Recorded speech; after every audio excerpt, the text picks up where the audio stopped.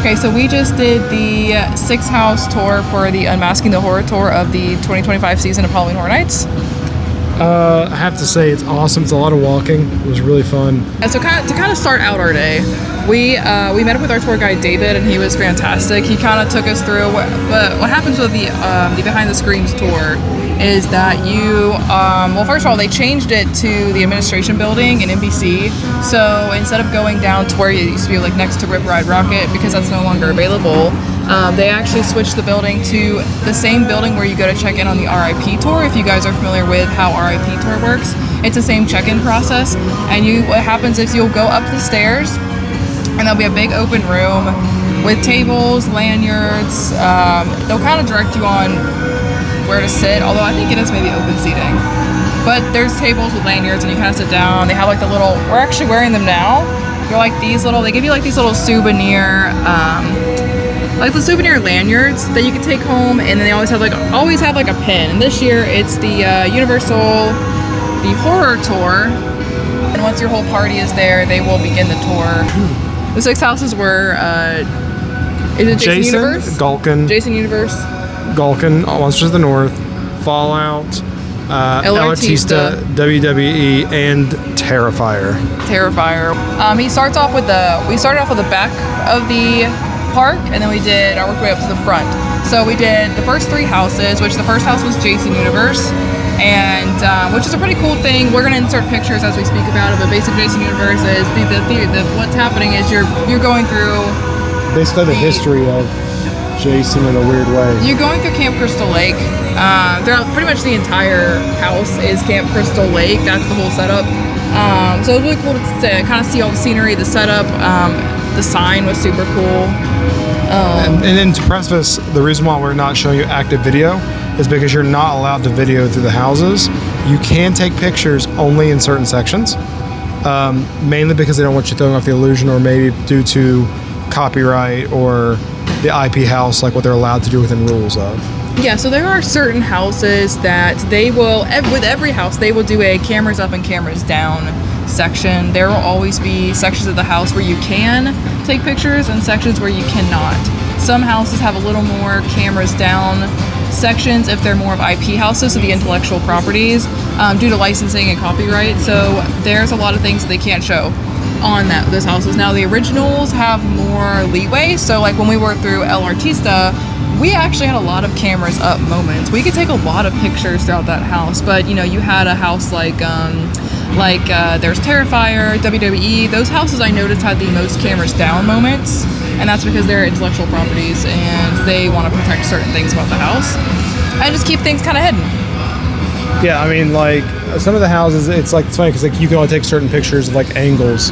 El Artista was with a lot of pictures, and honestly, it's I'm excited to see that when the lights on. It's also just a really pretty, even with lights on picture. It's ginormous. It is a lot of walking.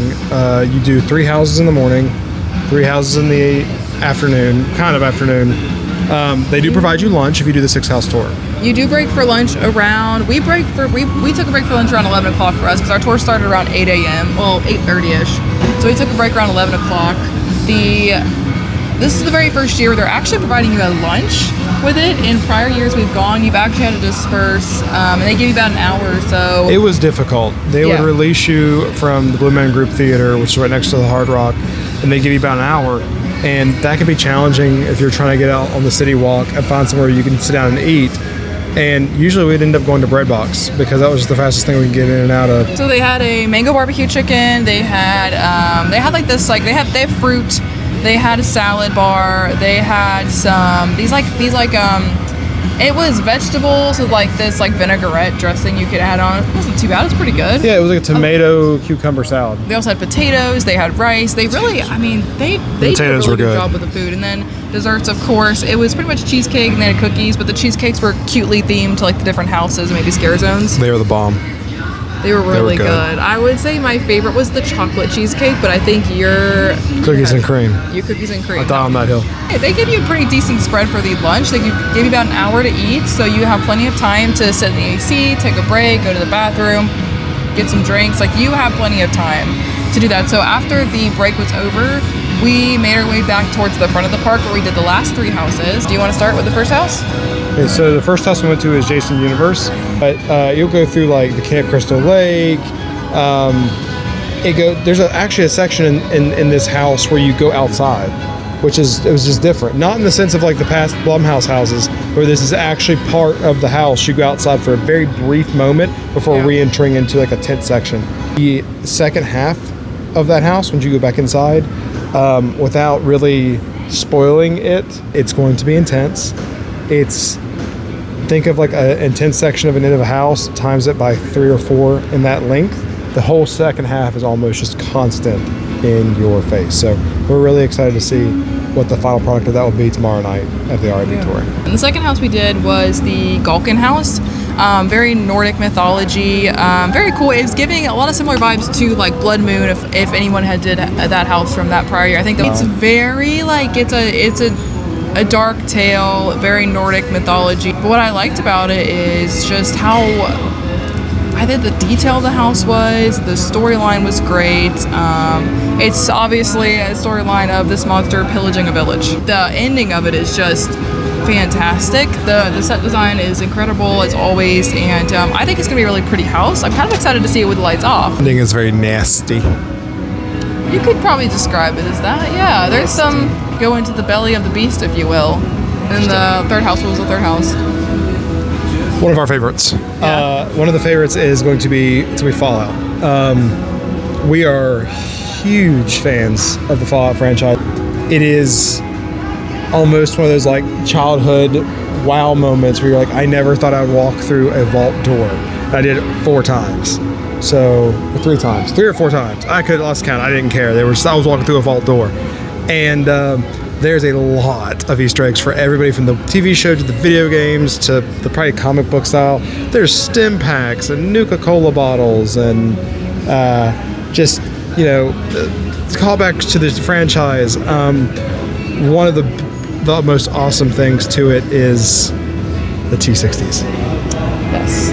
There is T60s. Life-size T60s in that house. Yes, and I was incredibly upset because it is one of those situations where you cannot take a picture of it. That will happen a lot of times when you do these tours, especially the IP houses. There are a lot of moments like that with the T60s where they do a cameras down moment, and that could be due to licensing. That could be due to like maybe they don't want to like that spoil that kind of like big reveal, because those T60s, for those who have played the video game, seen the show, like they are massive. They're giant. Massive, and I feel like it's like a big reveal. You want to kind of be like wowed when you walk in, and we were wowed when we walked into that thing. That was like, it took right off the set. That was amazing. Yeah, they were cool.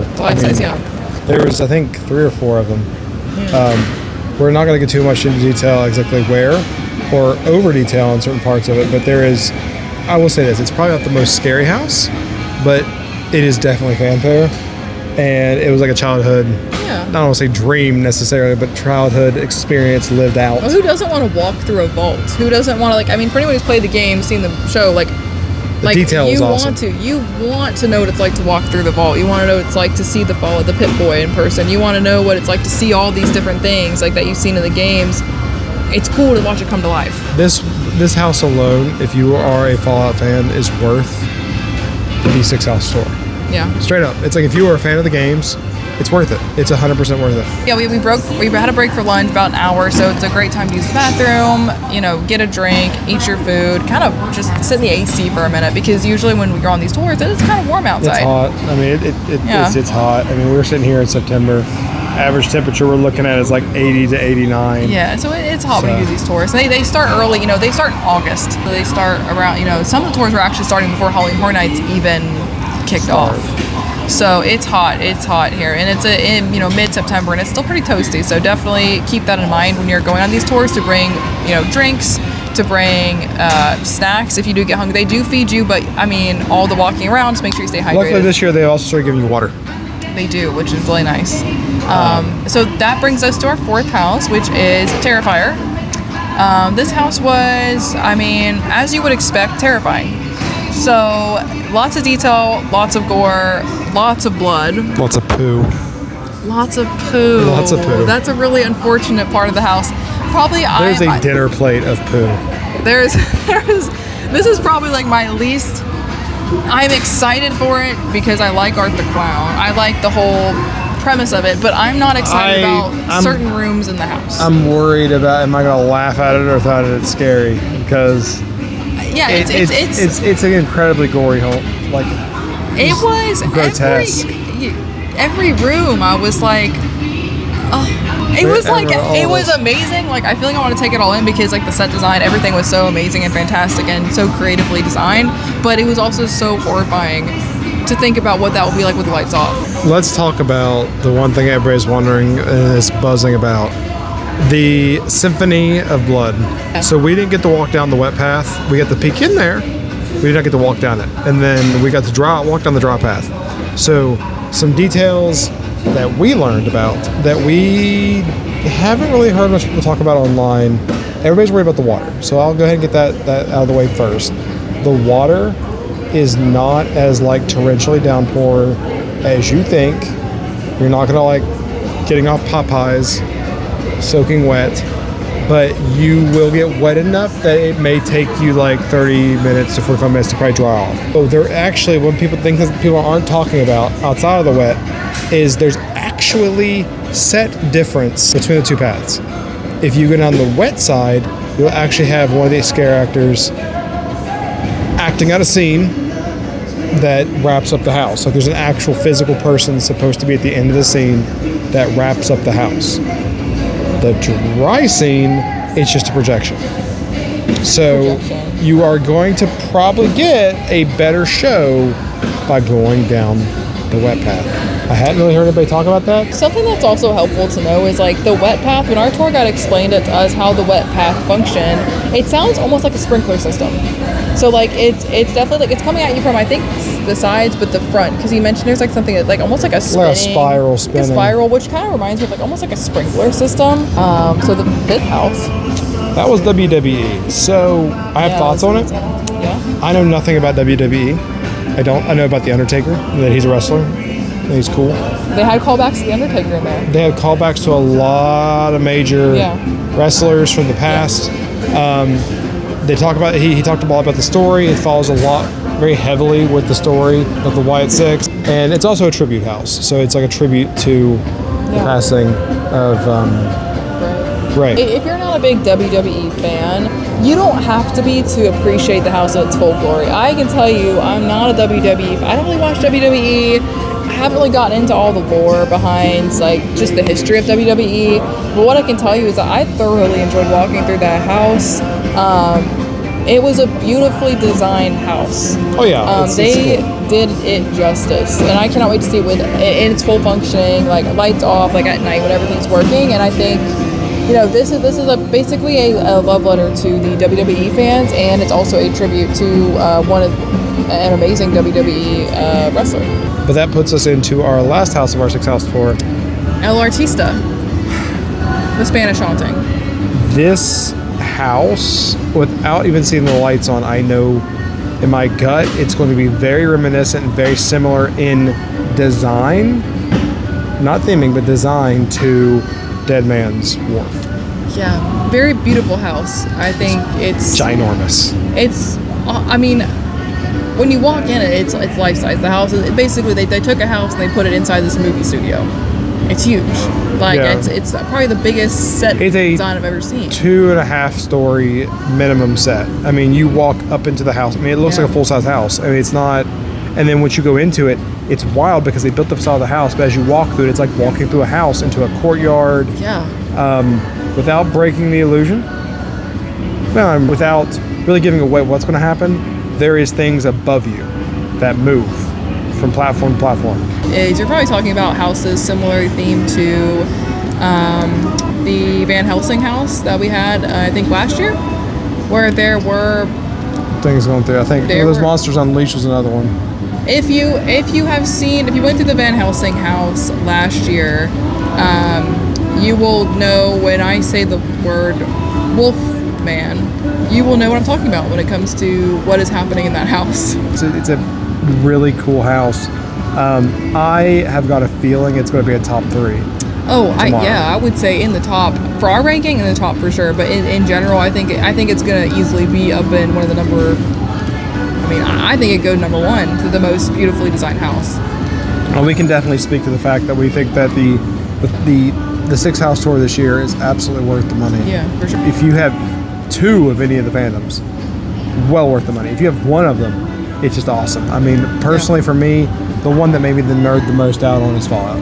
If you have the extra time, I would absolutely recommend the 3 or 6 house tour of Halloween Horror Nights. It's like a good segue into Halloween Horror Nights itself, because you get kind of a behind the scenes look at some of these houses, and you get to see things that you would not notice when you're just walking through it at night. They also give you more in depth of what is going on in these houses and what the story really is, and what kind of Easter eggs are present. Like, you can read a recount of the house online and what the story is that inspired it, or you can go take this tour and they tell you what inspired the story, but not only what inspired the story, but what inspired the writer or the person who wrote the stories related to the stories that you're going through. Like, it gives you all the way back to the very beginning of where the inspiration came from. I would say this is our 4th year doing the Unmasking the Horror tour, and I've never had one bad tour. They've always been fantastic. The tour guides are amazing. One of the best ones. Like, I feel like I've always had an amazing experience with Unmasking the Horror tour. You could pre-game it. You can even do it post your Halloween Horror Nights experience. We like to do ours before, because then even though it's going to allow us to know what's going on in the houses, it doesn't matter. Because once the lights are on, it's a whole different house. Oh, yeah. But it gives you a chance to see it with all the lights on, with all the effects off, and it prepares you to appreciate the house more if you have one chance to only go through it, like an RIP tour. Yeah. But a couple extras with this, so you could probably know about. One extra: if you bought a day ticket for Universal, or you have an annual pass and you take this tour, they will scan it when you go to start the tour. So when you're done with the tour, they'll just release you into the park. Like, you just go play. Yeah, like, that's a good. The rest of our family is over in the park right now because they had tickets for the day and they went and chilled in the park for the day. That's a good tip. And your tour guide, they will walk you to the exit. Just make sure you get there safely. But they'll walk you there, and then if you do have a day ticket, you can get out. You go ahead and just roam around the park. So that's actually a great tip for people who may not be aware of that. But yeah, that basically wraps up our video on the Unmasking the Horror Tour 2025. We'll definitely be doing it again next year. But yeah, we just wanted to kind of film our experience and kind of talk about what it was like to go through that and what we would or wouldn't recommend for it. So. Oh, one last recommendation. Do the early tour. The 8 a.m.? Do the 8 a.m. tour. Yeah. It just makes it cooler because the park isn't open yet. So that's kind of cool. We walk around. When we start the tour, we're kind of walking out. No one's in the park yet. So you kind of walk around the park with no one there while they're walking you to the first house. Like, share, and subscribe this video if you want some more content from us in the future. If you're on YouTube, hit the bell. We will be chatting with you guys later.